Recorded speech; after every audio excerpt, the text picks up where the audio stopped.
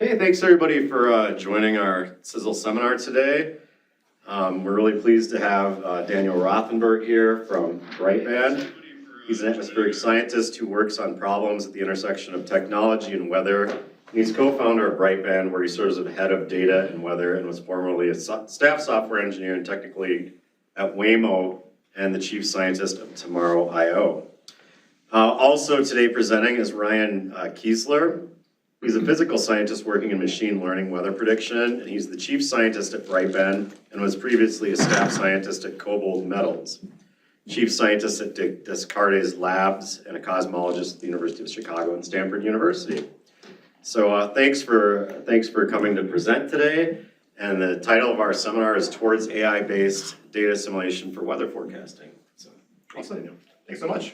It's a real pleasure to be here today. Thanks for the invitation. I've been to NCAR many times in my career as an atmospheric scientist, but never had the opportunity to present. So it's a nice first. And even though Louisville did win or lose in the opening round of the NCAA tournament, we're still going to make this a really fun and good day. So I'm from Louisville. I'm a little heartbroken. But anyway, so yeah, we're going to talk with you all today about some work we've been doing at Brightband, really looking at the future of machine learning for weather prediction and documenting some work we're doing on both the data as well as the modeling side to try to open up a new frontier and some new ways to tackle important problems in this field. And so I'm going to give the first half of the talk talking a little bit about some structural data problems and how we're trying to solve them. And then I'm going to pass it over to Ryan to do a deeper dive into some of our early work on data assimilation that has some really exciting and promising results.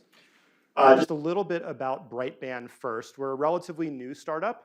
We formed around this time last year, but we raised money over the summer. It's co-founded by myself, Ryan, and our third co-founder, Julian Green, who's been a serial entrepreneur working in a lot of different technology, especially related to computer vision, led a lot of computer vision applications at X over at Google, and then was also deeply involved with some sustainability work inside of Google X as well. So Brightband is a public benefit corporation that has a mission statement dedicated to making AI weather forecasting tools available to all. We think that there's a lot of value in open sourcing and open accessing this type of technology to a broad group of stakeholders to really catalyze innovation and kind of spur investment in this area. And we do that by building an open-end, end-to-end probabilistic forecasting system, of which we'll talk about the beginning of that work today, open sourcing benchmark data sets, models, and metrics, which we'll also talk about today, and then ultimately making sure that this is all accessible for every research scientist and anyone who wants to leverage this technology to use. So the first half of this talk, I'm going to talk about our work building something called Ninja AI, which is an AI-ready, cloud-optimized observational data set, specifically tailored for machine learning weather prediction. And so I'm actually realizing I probably should have just very quickly updated the slide this morning. The framing of what we're going to talk about today is what we're calling observation-driven MLWP, or machine learning weather prediction. So a lot of people are probably familiar with works like Ryan's 2022 paper, kind of developing large-scale neural networks to emulate state transitions in AR5. You've probably seen media coverage of papers like GraphCast and GenCast from DeepMind, Aurora from Microsoft, and ForecastNet from NVIDIA. And this is a class of AI emulators used for weather forecasting. The one significant limitation that these models have is that to initialize them, you need an analysis state. So you still have to run traditional data assimilation. You still have to sort of run some degree of physics-based modeling to kind of kickstart them. So there's a lot of interest kind of originally at the margins of the field asking, well, what if you could take this class of model and initialize them directly from observations? And then what if you could go that one step forward and do direct observation system to observation system forecasting? So that's what we're alluding to when we talk about observation-driven MLWP. And some of you might be surprised to find out that this technology is already extant to some extent. So on the left-hand side, I have a caption from the archive version of Aardvark Weather, which was just published this morning on Nature with Anna as the lead author, actually. And this is, to our knowledge, the first paper that attempted to use level 1C observations as the initialization for an ML weather forecast model. To do so, they had to make a lot of assumptions and do a lot of heavy reprocessing of the data to sort of common grids, use derived variables, all that sort of thing. There's been even more recent work coming out of ECMWF late last December with a modeling system they're calling GraphDOP, and there's expected to be a follow-up to that really any day now from what Matt mentioned. But GraphTOP actually takes level 1 data and kind of its native spatial temporal resolution with very limited post-processing on top of it and injects it directly into a graph neural network system to try to predict, again, future states of the atmosphere. So this opens up a whole interesting area of research, which we think is very rapidly going to come to the forefront of work in this field. So observation-driven weather modeling has a lot of unique challenges that kind of go beyond what you might be familiar with if you're doing the more traditional, trade-off of reanalysis and initialize with the assimilated state. Most importantly, observational data is multimodal and it's heterogeneous. There's many different types of observation systems out there, ranging from satellites that are either on some sort of swath-based low Earth orbit trajectory or in geostationary orbit. There's Lagrangian trajectories that can be derived from drones, gliders, weather balloons, all sorts of different things. There's volumetric data that comes from weather radars. There's also fixed observations at surface stations, buoys, measurement towers, things like that. On top of the wide variety of different types of data we have, data is provided in many, many different flavors and formats. To a T, it seems like, for N vendors, you'll find N+1 or N+10 different ways that the data is disseminated. Sometimes on the cloud, but more often through FTP servers, APIs that limit access, things like that. There's a plethora of different formats that data is distributed in. There's lots of different standards for how the data is encoded. Despite things like the CF conventions, we still find that many data sets use proprietary, kind of like custom ways of defining variables, different units, things like that. And on top of all this, there's also a wide variety of licenses that the data is distributed under. We're very grateful that many, many providers are moving towards open, free access, free usage licenses, but one area that isn't catching up is commercial data providers, where there's a very complex ecosystem of licensing and sort of commercial use cases that is kind of the frontier that we're starting to deal with in the weather enterprise right now. But curating all this data, especially making it ready for AI and ML tasks, is a really complex engineering problem, and it's an impediment to rapid research progress in this field. So our attempt at attempting to really overcome this really rises from some early discussions that we had with folks over at NOAA PSL during some of the workshops aimed at looking at AI for weather forecasting that NOAA organized about 2 years ago. And so we became aware of this really great initiative in collaboration between NOAA and NASA to build what they're calling the Joint Archive of Observations for Earth System Reanalysis, or NINJA for short. So effectively what they've done is they've gone back to the NSET buffer tanks and they've sort of done a strategic dump of many years of data across many different sensing modalities in the native buffer format that it would typically be distributed in, but earmarked towards supporting reanalysis modeling applications and development. And so this is a wonderful data set if what you really care about is doing some sort of AI data assimilation. It's a single consistent archive structure and file format. It is in buffer, and we'll talk about that in just a second. That raises some issues. There's fantastic documentation. There's also fantastic metadata and inventories available for the data. I'll also call it the team is super responsive. As we've been working with this data set, we've had a really wonderful experience interacting with the scientists and engineers over on the NOAA side, identifying where we think there's missing data, and they've been able to actually go back and fill in some of that data. So it's really fantastic to be working collaboratively on projects like that. The data is published in a very permissive open usage license, and it's hosted on the commercial cloud on AWS S3, which means that there's no barriers towards working with the couple hundred petabytes, or sorry, terabytes of data that's actually up there. And it's also prepared in a consistent fashion to be used for NWP modeling and data assimilation. So you really can't ask for more than this other than that wrinkle that this data set is published in buffer format. And so, we were really keen to build on top of this data set, and I'll walk you through some of what we're doing regards to that in just a second. But I also want to call out that we're working collaboratively with NOAA on making this data ready for AI use cases. So we signed a CRADA with NOAA back in November, where we're effectively reprocessing this archive in a cloud-optimized format, and again, we'll dive into that, and then working to make sure that we're advocating for its use across science applications. So, at the end, I'll have a call to action to ask people to check out this data. We'd really appreciate if you could use it. So what is in NINJA, and what is its format, and what are we doing with it? Well, to start out with, I really want to emphasize that NINJA is a comprehensive archive of observations.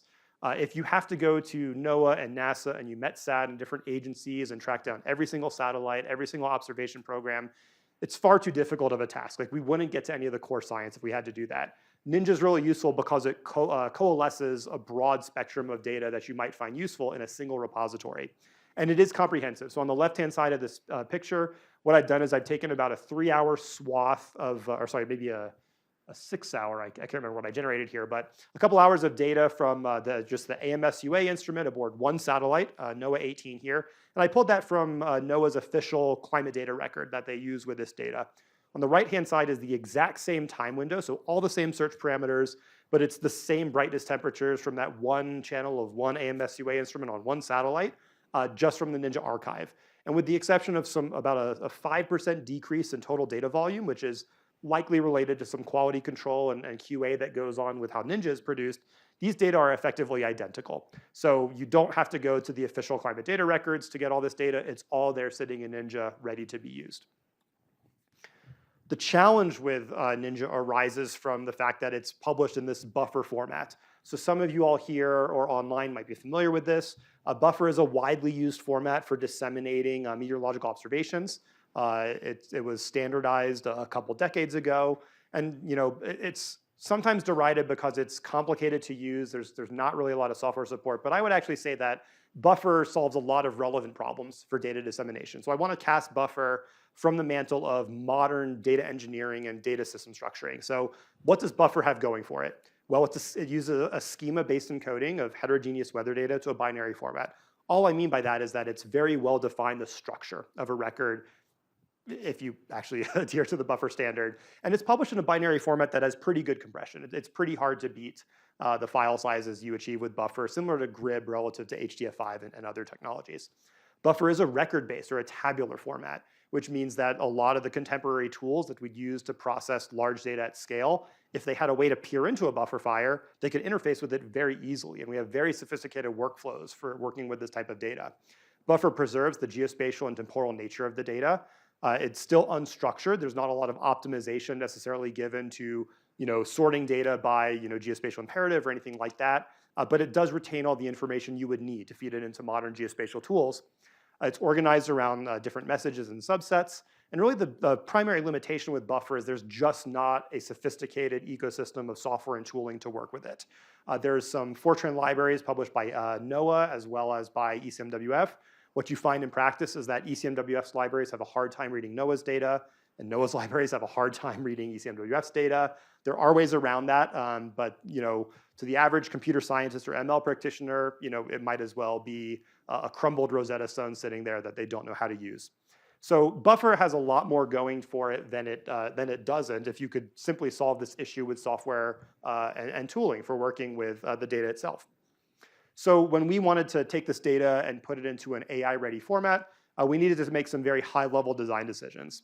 So the first decision that we made is that we want to directly reprocess the data. We don't want to be doing a lot of transformation of schemas, manipulating data. We really want to preserve all the information that's in the original buffer messages because it's comprehensive. We struggled to identify a use case that couldn't be serviced if you just get the data out of the files more easily. So what we'll do in addition to reprocessing it is that we're building a cloud-native structured archive on top of it. We're also taking an approach where we're paying attention to the intermediate data formats that we use to get there because we think that those will have value for some end users as well. I'll talk about those again here in just a second. And then finally, we want to provide for building scalable and flexible pipelines to support a diversity of users and use cases on top of the data. And we've been starting to work with colleagues at different research groups in the private sector, as well as in the public sector. So talk with folks from Naval Research Lab this past week, and a lot of other institutions. And what we're kind of finding is that people want to do interesting things with this data now that it's sitting there and easy to work with, which kind of satisfies one of our goals with this project. So I want to talk a little bit about what we do to get the data out of buffer. And so I'm probably going to provide about a 5-minute deeper dive on buffer than anybody really should ever want to have in their life. But I think it'll be useful to kind of frame the problem and why there's actually elegant solutions on the table for it. So NOAA produces these buffer files in kind of like a variant of buffer that has these embedded ASCII tables that kind of self-define the contents of the file. And so here's a sample of an ASCII table. What it does is it defines the message. I just pulled this from the EOSI instrument, an infrared sounder that's on MEDOP and a few other satellites. And it defines this structure. And so if you can see my cursor here, you've got these rows and rows and rows of what are called mnemonics. They're effectively keys in some sort of message schema. There's some fanciness that comes in the message. So some of these annotations like the parentheses or the quotation marks, those say something about the replications or repetitions inside the data set. So this is important for your software to figure out, what is the address space, that this data is going to take up in the file. So this is hard to interpret, but if I simply turn this format on its side and I make a tree-like structure out of it, kind of defining the nested structure of the different messages, it starts to become a lot more tractable. You can kind of see how you have this implicit schematic representation of the data, and this is actually highly consistent with how we would use modern serialization tools or encoding tools to process data at scale, really in any application that you'd be doing large-scale engineering from the sciences and beyond. So we have software that kind of builds this tree-like structure and can interrogate the different sort of sub-schemas and structures that you have in the buffer message. And what we can do with that is we can start mapping it to more modern conventions for storing data. So I'm going to quickly kind of highlight 3 ways you might consider encoding this data. The first one is here is using a technology called protocol buffers. This is something that was invented at Google in the early 2000s, although it relates to a lot of advances in data serialization from the late 90s and even before that. Protocol buffers are just a way of defining the implicit structure or schemas for the data and having a way to serialize it for transfer over the wire. So the downside with protocol buffers is you actually have to write schemas by hand and then compile them. Once you have that, they interface with many, many different languages. So if you have written a protocol buffer, it's a small binary format, and now your data can be read by any one of a dozen or 2 dozen different clients using different languages.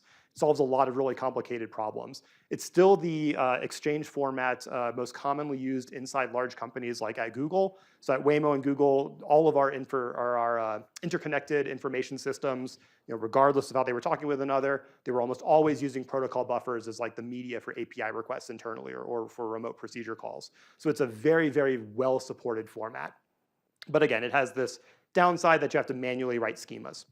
There are contemporaries of protocol buffer that are a little newer. So the first one I want to briefly mention here is something called Apache Avro.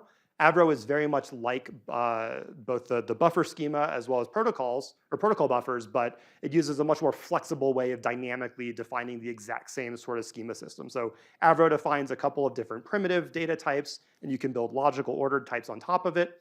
And it allows you to go record by record encoding your data. You embed the schema with it as well, so it's fully self-describing. If you have an Avro file, you should be able to read it with any one of the clients that's built for it. So Avro is what we would call a record-oriented format, and that's actually the same way that buffer is published. You get one record, or you can think about it as a row in a database, and that's what gets encoded, compressed, and sort of formatted to be, or serialized to be shipped over the wire or used downstream in decoding. Avro has a lot going for it. It's particularly used in industry for logging systems, especially ones at scale, where many different distributed systems need to tap into the same feeds of information and can work with them. It's widely supported by most data analytics tools as well. The format that we're going to talk a little bit more for the Ninja AI work is something that's called Parquet. So Parquet, unlike Avro and unlike protocol buffers, it's a column-oriented data format. So it still allows you to define those same complicated schemas that show the relationships between different fields in your output.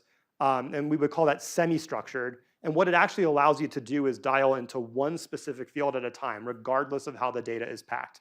So what this means in practice is that if you have a really large message, maybe tens of megabytes, but you only need to grab one field out of it, say a satellite identifier, and you need to do that at scale for billions or trillions of records, well, you can just pull that one column, and all of a sudden, this massive, complicated data problem has been turned into something much, much more tractable.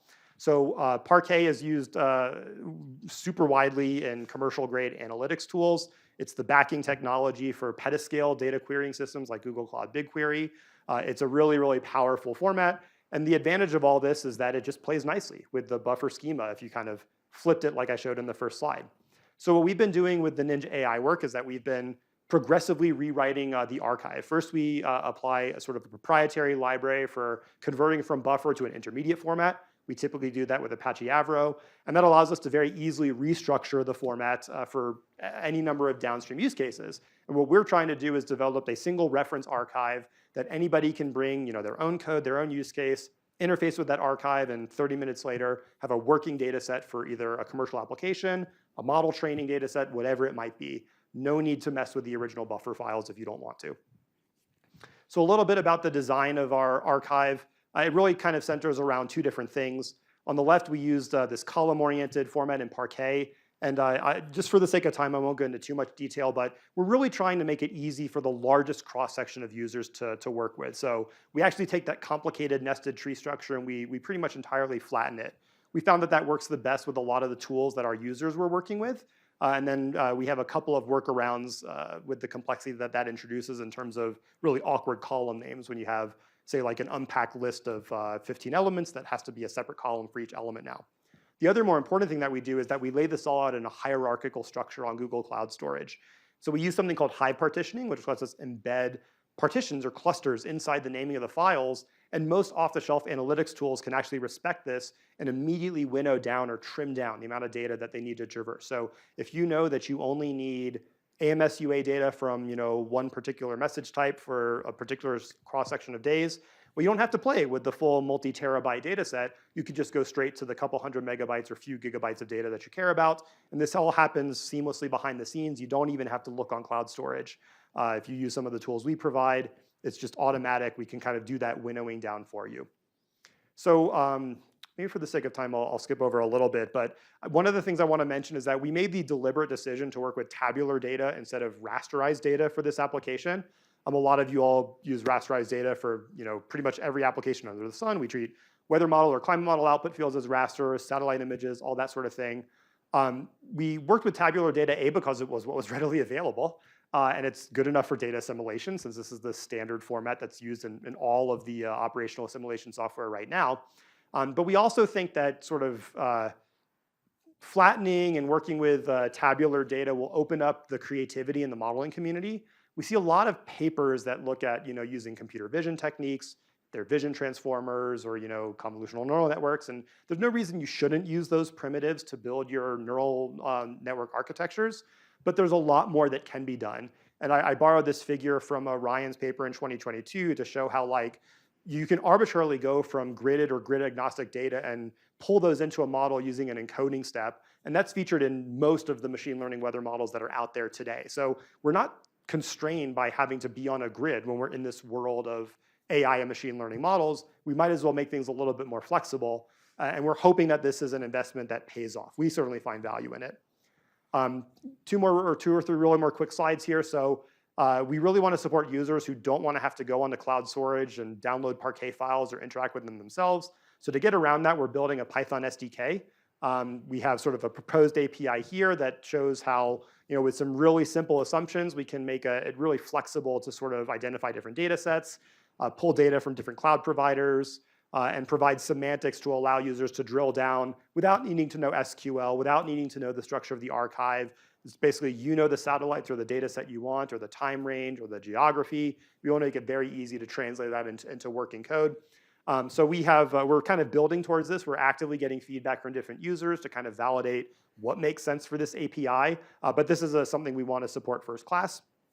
In terms of the data in the archive today, I really do want to emphasize that it's comprehensive. So this is just a 3-hour swath of data from my birthday a couple years ago. And I think I've got different modalities here. So you've got 1 or 2 different microwave sounders and different satellites. You've got surface observations in the upper middle panel here. We also have geostationary data, although it's highly thinned in this archive. And another talk I could give some other time is how we're planning on sidecarring more geostationary data into this archive. But the key point here is that we have a lot of data of all the different observation systems that you're familiar with and already use in your regular research, and now it's just sitting in one place. So we've built a preview release of this data set. It's live on Google Cloud Storage today. We have a DOI number if folks want to use that as well. And also the initial version of our Python-based SDK is live. In the preview release, we have these 10 or so different sensing modalities and different sensor systems. And that includes, as of this past week, some GOES data as well as some upper air data, at least a subset of the synoptic time weather balloon launches. And we have, in most cases, 3 full years of data going back here. So this is more than enough to get started on really any application you might imagine on the model development side. And over the next 2 or 3 weeks, we're actually backfilling this with the larger cross-section of data that's available in the entire Ninja archive. So fingers crossed, we'll have that done at the end of next week, and we'll hit a Q1 release. And we're actively working to get this incorporated into Nod on the NOAA side, their Open Data Dissemination Catalog, and we're working with the public data sets programs at AWS and GCS. This will be freely available. We want people to use this data. So we want to give it away for free. And then if you're finding use out of this data, we also provide real-time feeds that mimic it. So we're processing buffer data sets in real time. And so you can actually hook up models trained on this to our feeds and run a real-time model with it. So with that, for the sake of time, I want to pass the baton over to Ryan to talk a little bit more about how we're using this data in some of our data assimilation work. And Ryan is joining us remotely, and I think we're going to navigate just a quick transition to him presenting the slides remotely to make it a little bit easier. That's right. 1 second here. Okay, great. Thanks, Daniel. Hi, everyone. I'm Ryan Kiesler. It's a pleasure to be here virtually today. I'm actually down in Santa Fe, New Mexico, so not too far. I couldn't make it in person today, but would be great to meet some of you in person sometime. I think the headline for my half of the talk is, Daniel presented this great observational data set, Ninja AI Archive, and this is one project that we've done with that data set. And we've essentially trained a global data assimilation system that's based on a machine learning approach. This is some work we presented at AMS, and maybe a couple little updates for those of you who saw it then. So getting back to this point that Daniel made, and I won't linger here too long, but we really are excited about how observations can play a role in the future of AI weather and sort of global forecasting in particular. To motivate that, we can look at this very simplified diagram of how sort of traditional NWP operates. We have these 2 steps of data assimilation and a forecast. And much of the work of the past few years applying AI to this has been on the second half of this. It's been in the forecasting half of that diagram. So models like GraphCast and so on. And that's very exciting, but we feel there's this big opportunity if you can go all the way back to observations and essentially pull out that data assimilation step. We're excited about this for 2 reasons. One is that we think you could have like a more performant, more accurate model because there's just so much data out there. You might be able to learn from end to end. The second reason we're excited about going all the way back to the data, maybe less obvious, but I think is actually more exciting, which is that it represents a kind of structural shift in how forecasting can take place. And what I mean is just, today, there are these expert teams at NOAA and ECWF that can kind of do the data assimilation and end up with this nice gridded state. We look forward to a future where people can experiment with the parameters of that process, such as when is the forecast running, what's the latency of the forecast, and maybe most interestingly, what are the observational data sets that are going into that forecast in the first place. So we're excited about this approach. So it's going to look something like this, where you go from observations to a forecast using some kind of AI system. And the one I'm going to share today actually still kind of keeps this 2-step process of first, let's do some data assimilation, get onto a grid, and then let's do some kind of forecast model on top of that in that gridded space. This is a system we're calling ADA for AI data assimilation. And the quick overview is that it is a system for global DA, and it directly estimates the atmospheric state from level 1 observations. So there's no background state in this implementation of it. And then we can take that initial condition that we produce with ADA and we can pass it to one of these AI forecast models and produce a forecast. So now you have kind of a fully AI going from observations to a forecast kind of system. And then we have this thing running, and I can show you some results from that today. The approach we take is a guided diffusion approach. And before I tell you what that is, I wanted to just sort of acknowledge a lot of great work that's come before this, trying to apply guided diffusion to data assimilation, both for weather and for other applications. I'd say if you're just kind of hopping into this world, I'd recommend this paper from Peter Manshausen et al. From last summer from NVIDIA. I think it's a really clear example of the potential of this approach, and it was definitely an inspiration for the work that I'm sharing today. So what is guided diffusion? First, it's diffusion. So in this case, we are using a diffusion model to generate realistic trajectories of the atmosphere. And by trajectories, I mean that we're generating multiple time steps at once. So there's going to be some idea of temporal consistency between them. And then realistic, this is carrying a lot of weight here, but essentially it means it's capturing what is a very high dimensional probability distribution of all of these different levels and different variables and so on, and making sure they have the right relationship with each other, or doing the best approximation you can using a learned version of that. But we don't want to just generate any trajectory of the atmosphere. We want to, constrain it with real observations. And so we've got some observations, and how can we use them to feedback on this process? The answer is that we need some way of going from this gridded state to the observation space. And so we use, this idea of an observation operator or forward operator that can map from the analysis state to the observation space. I should say here it looks like it's mapping from pure noise, but in practice we're mapping from something that looks closer to, like a physically realistic output.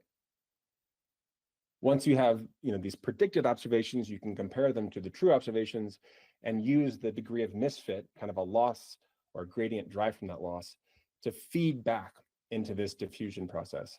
And really, I'm showing you only one step of what is called the denoising process, but really think of this as, tens of steps. And so you have a lot of chances to bring in the observations into that process. You're kind of steering or guiding that process, hence the name guided diffusion.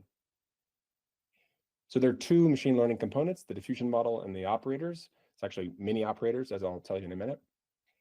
This one is a UNet, and we're starting with 1 degree resolution, and this is trained on ERA 5. So you can think of this part of the machine up here as just, a thing that generates realistic sort of data cubes of ERA 5. These operators, by the way, actually, I'll come to them in a minute. This is the output from just the diffusion model by itself. So no guidance from observations, just the diffusion model. And this is 4 different channels: geopotential, total column water vapor, temperature, and wind. And these all have sort of the right statistics and power spectra compared to the true fields from ERA 5. And also, if I click forward and take another time step forward, you'll see a very slight change, showing that there's in fact kind of temporal consistency between the different time slices or time steps that we're generating with this diffusion model.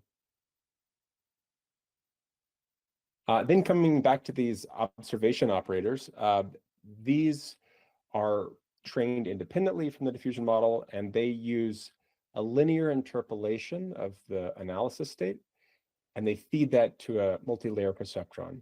So it's a relatively straightforward, lightweight machine learning system, but it's learned, so we're not using like radiative transfer ourselves. In fact, we are essentially learning the radiative transfer models, et cetera, that are present in ERA 5. And again, we're training on ERA 5, but this time coupled with a few years worth of observations from the Ninja AI dataset that Daniel mentioned. I should also mention that even though this whole system is trained on ERA 5, at runtime or inference time, we only use observations. So we're not using any other analysis or reanalysis when we actually want to sort of perform DA. One nice property of this system is that it's very modular. So each of those observation operators is trained independently from each other and from that diffusion model. And so this is, a nice way to sort of plug and play different things and kind of test their value. And so we're working on that these days. The observational data itself, Daniel just mentioned that. I'd say there's a few sensors here maybe that haven't quite got to the public release, but they're on their way. So it's 10 different data sets, over 1,000 channels of information, and over 10 million point-like observations per assimilation window. This is another view of the same thing. I won't linger here since Daniel really covered this. Maybe the only thing I would say is that we are using sort of hundreds of channels for some of these high-resolution infrared spectrometers or sounders like CRIS and IASI, which gives us more sensitivity to the vertical structure of the atmosphere. So here's one of these observation operators. We actually have 10 of them because we have 10 different sensor groups. Here's one of them in action. So this is some, actual just true data from channel 1 of the ATMS microwave instrument. And you can see there's a lot of structure in here. So there's, the continents, themselves, land, sea. You've got some sea ice up near Greenland. You've got this kind of striping pattern caused by the relative geometry of the part of the Earth being imaged and the satellites in space. And then finally, you've got, a bit of the thing we actually care about, which is the atmosphere. So you can see a little bit of the atmosphere right here, for example, off the western coast of North America. And we'd like to be able to model all of this structure. And so to do that, we provide as inputs a lot of different types of information. Here I'm showing you 8 of approximately 100 channels of information that we are passing to these observation operators. Most of them are the atmospheric state. So things like geopotential, temperature, humidity, and so on. But we also provide things, bits of information that are essentially like metadata or almost like nuisance parameters that you want to pass in so that you can model these observations. So this is things like the zenith angle of the satellite, or a land sea mask, or sea ice cover. And if we use all of those as inputs, we can reproduce the measured data well with that sort of simple multi-layer perceptron observation operator. We can look at just one more channel from ATMS just to give you a sense of the variety here. This one is clearly sensitive to sort of more stratospheric part of the atmosphere. A lot of correlation between the temperature at 50 hectopascals and this temperature, brightness temperature. But the point is we have lots of channels of information, like I said, over 1,000. And so we're sensitive to kind of the 3-dimensional structure of the atmosphere. Okay, so we have these two pieces, the diffusion model and this collection of observation operators. And now we can put them together and see this thing in action. So this is from a date a little over a year ago. And this was in our test set, so not in training, not in validation.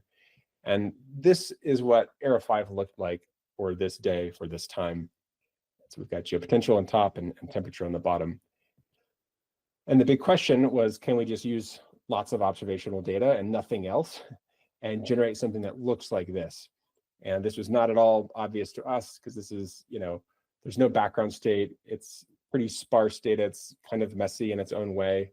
But it seems that you can learn a system to predict something that looks similar to the Era 5 analysis state from that day. One thing you'll notice is that there's lots of sort of features that are common to both the ADA output and the Era 5 output. We can look at other channels like total column of water vapor on the top and a component of wind on the bottom. And similar story where there's a lot of features that are common to both. You'll probably also notice that the ADA output is smoother than the Era 5 output. And this is something that you actually see this in a lot of AI weather models, but we actually think this is not probably a bottleneck for this approach, but rather just represents kind of where we were when we presented this work at AMS. And then now we're kind of working on this problem of how can we sharpen this up and make it more and more accurate. And the reason we're optimistic about that is if you think back, a few slides when I showed you the output from the unguided diffusion model, it's actually very crisp images and has the right power spectrum. So the challenge is sort of combining that feature with all of these observation operators. And that's what a lot of our work has been this winter and spring. And then I just wanted to mention that in addition to those channels like temperature and geopotential that are crucial for weather forecasting, we can also constrain channels that are maybe less relevant for medium range forecasting, such as ozone or sea ice. And that's because these are inputs to some of our observation operators, because they are sensitive to these components, and so they can kind of do the inverse problem and constrain the distribution of ozone or sea ice. So kind of a bonus that comes along for free. This thing is also running in kind of a pseudo operational way. We're a 6-person startup, so this means that we have it running on some virtual machine, and we're happy to see it chugging along. This is from the 6C cycle this morning, actually, and you can go look at other sort of sources of weather data and satellite imagery and so on, and see all the same kind of patterns here.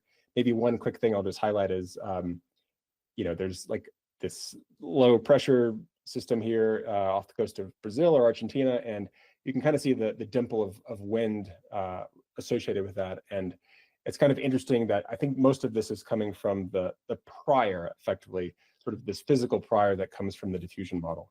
So we're not directly measuring the wind down here, but rather we're measuring, temperature and humidity profiles. And this thing has seen enough of this to know that, you should have this kind of wind when you measure that with the observations. So an interesting interplay between the prior coming from the diffusion model and kind of the likelihood, if you will, coming from the observations themselves. Last thing I wanted to show is how you can combine this data assimilation system with a forecast system. So I mentioned this towards the beginning. What we can do is just string this whole system together and go from observations to some estimate of the current state, and then plug that into any number of sort of open source forecast models. For the demo that I'm showing today, we were plugging this into the 1 degree flavor of GraphCast, and we can see what kind of forecast we get. For the event we're showing here, this was, again, a little over a year ago. There was basically a big cold event in Texas and other parts of the South. And, the punchline is it was a big deal for the power and energy systems, set some records. So what we can do now is we can take this pure AI system that at runtime just takes observations and then produces this forecast and compare it to another forecast, in this case, GFS. So what we're looking at here is the 2-meter temperature anomaly forecast by each of these systems. But here we're just sort of starting on 0 days. So this is the kind of analysis or initial condition for each of these forecasts. And maybe one thing worth highlighting is just, even just the initial condition from this AI system over here on the right looks pretty good. We're certainly doing better than climatology, which would be just an all-white prediction on the right. So instead, we're picking up on the same sort of deviations from climatology that is present in the GFS initial conditions. But what we care about is how this rolls out as a forecast. So we can look ahead 3 days into the forecast where this kind of cold front system is getting stronger, 5 days where it's getting stronger again, and 7 days where it's fully kind of come down into Texas and other southern states. We can also, by the way, I didn't show this at AMS, but we can compare these forecasts to ERA5 for the same date and see sort of good agreement between the 3 of them in general. I guess the point we're trying to make here is not some detailed quantitative analysis of this. This is really literally like the first and really only forecast that we've put a lot of visualization into at this point. The point is that we can take this pure AI system, estimate the initial state, and then make forecast and forecast sort of the broad features of this pretty significant event 7 days out. And so we're really encouraged by this. And these days, like I mentioned, we're kind of turning the crank on the system and trying to make it more and more accurate, more and more robust, and run faster and faster. So yeah, that's the slides I wanted to share. Again, this is kind of a new AI system for global DA. Works directly on level 1 observations. You can feed forecast models with it, and it's running operationally. And we'd love to talk, and I'll sort of be here for any questions or discussion, and also let Daniel take some there in the room. Thanks very much.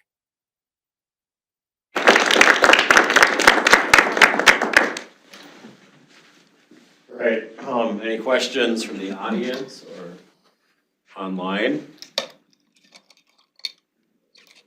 Go ahead. Thanks to both of you for a really nice set of talks. I'm interested in the approach that Ryan discussed about this obs to obs path for forecasting. I get the appeal, or the purity of kind of leaving models out. But at the same time, it feels like you're leaving information on the table, and to me, it's not clear if that is a well-constrained problem. And I wonder in particular, the modality that we have right now, maybe it's a little bit clunky, but it has a state. And that's a place where we can regularize the problem. So I was wondering what your long-term plans are for bringing in additional information. Are you thinking about doing that in a latent space? Right, do you want to? Yeah, I think it's a really interesting question, and I don't think we know the real answers. Like we'll find out someday what the answers to your questions are, but I can speculate. So I think,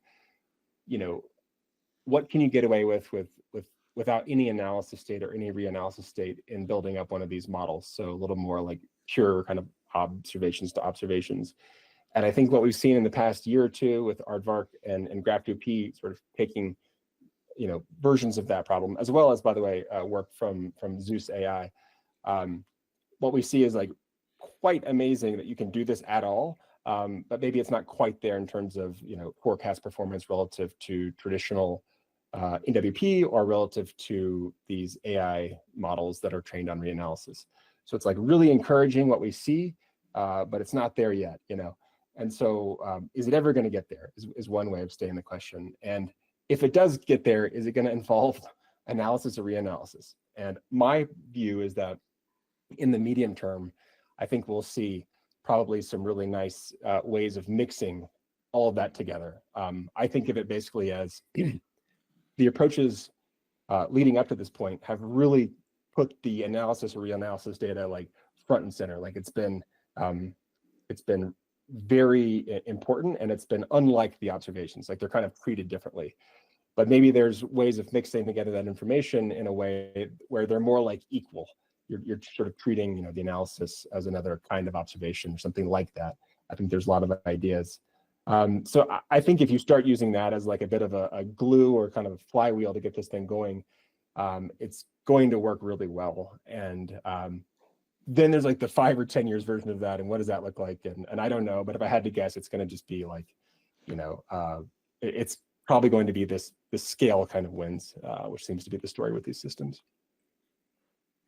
I just want to add one thing to that, which is that, and I think we might have talked a little bit about this earlier, Dan. I think, at least for me, one of the most interesting things about like the approach that we're pursuing here and some of the groups that Ryan mentioned is that we're simply trying to open new ways of using the data in different combinations.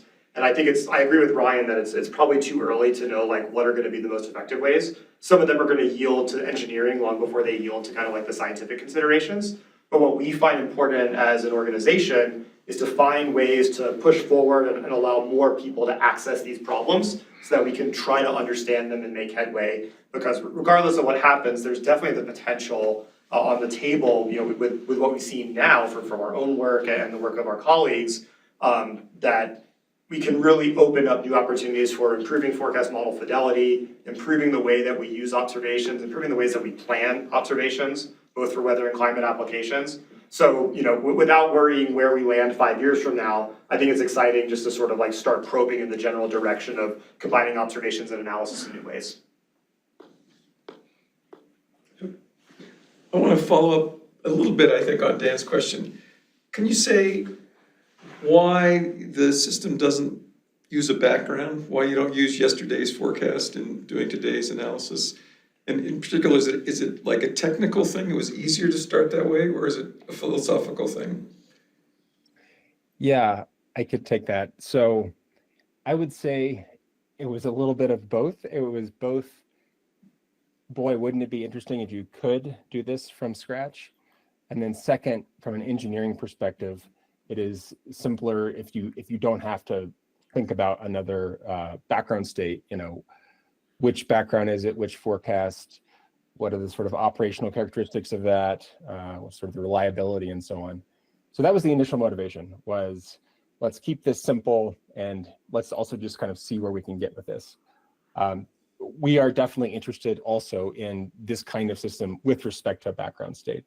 So we're not religious about the no background thing. We're also definitely interested in how this kind of system can be used with the background. Good question, Monica. Yeah, this is a bit of an odd question, and I think it probably relates to what you were talking about at the beginning of the talk. Seems like there's a lot of preparation to make these data sets from Ninja adequate, right? Technically adequate for application in AI and ML efforts. But I'm curious if there's any attention to pay to their, what you might consider like their epistemic adequacy to be used in an AI and ML context. Specifically, a lot of these observations, direct and indirect observation, represent the world in a certain way, right? They require some amount of analysis and interpretation to be meaningful. And they also carry with them various errors, uncertainties, and potential inadequacies. which could have implications if, right, they're used by an algorithm to learn, as these could be perpetuated or exacerbated. So are you doing anything to like evaluate the implications of those components of these data sets to see whether or not they meet some sort of, I don't know, epistemic quality standards for use by a large group of people that might not kind of understand these aspects of observations and what that might mean for using them in ML and AI? Yeah, so I could jump in, Ryan, with a couple of thoughts, and then if you wanted to follow on. So it's a really important and really good question. There's sort of like a philosophical perspective that I want to sort of point out first, which is that folks in the AI community, they're going to use it regardless. Like this is what we saw with Era 5. Era 5 is a happy accident that it existed, and you see Era 5 badly abused in all sorts of different analyses, especially when it comes to precipitation analysis. There's a reason why the current generation of ML models still very greatly struggles with precipitation across scales.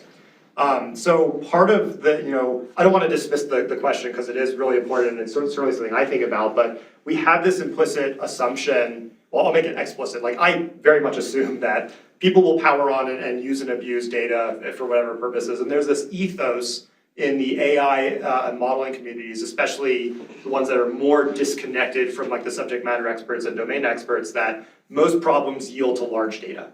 In fact, there's a famous quote by the computer scientist Richard Sutton, who basically says that at the end of the day, big data wins. And as we get larger and larger models with more degrees of freedom, more generalizations in them, and we have larger and larger data sets at them, surprising things happen. And of course, the evidence point to that is the success of LLMs and everything that they're spurring. So I don't want to make a statement if that's good or bad. I think it's just something that should be recognized by practitioners in these fields. And where does that leave the domain experts who do understand some of this epistemic uncertainty, who are familiar with the limitations of the observation systems, limitations of how they can be used?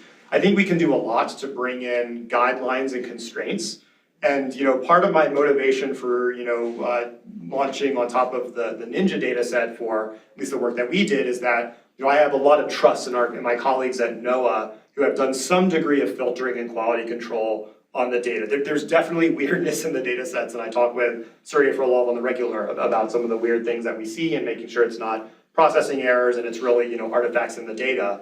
But at some point, we don't have the scale to like adjudicate everything. And at some point, people are going to plug all these data into models and use them for some purpose. So I think the ways around that are more sort of through social science and sort of constructs where we build interdisciplinary teams that can talk about these issues and surface them and ask the right questions when we interrogate and probe the outputs from these systems. Like given what we understand to be the failure modes of the data or the assumptions and priors in the model, can we turn those into hypotheses and start probing some of the behaviors that we see in the model outputs? And ideally that leads to ways that we can either refine how we process data, limit maybe the amounts of data that we use so we actually are using the highest information density and content possible.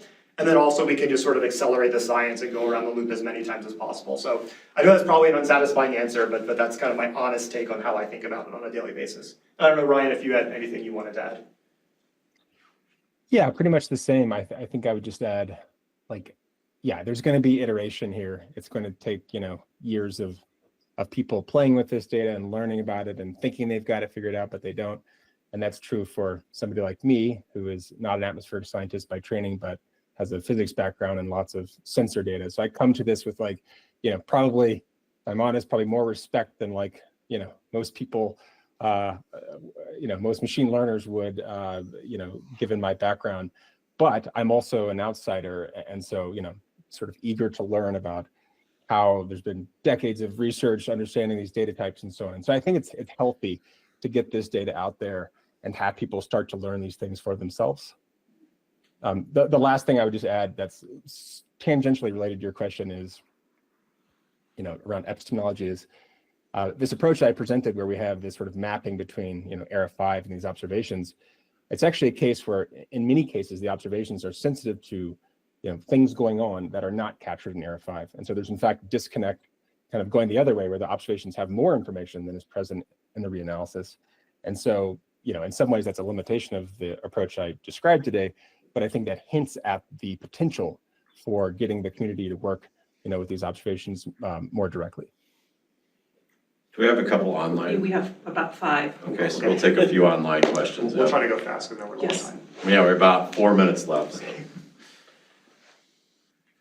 So in the future, could someone at NCAR download the data set to Derecho and use the API but pointed to a Derecho store? So that was a question I had for something, like how do we use this on? Yes, so the short answer is yes, and we'd love people to kind of like create a way, like copy it and make use of it locally. I'm sensitive to issues with like what's called dark repositories in the data world, where there's kind of like copies that might, not be known by our trunk development and not get updates.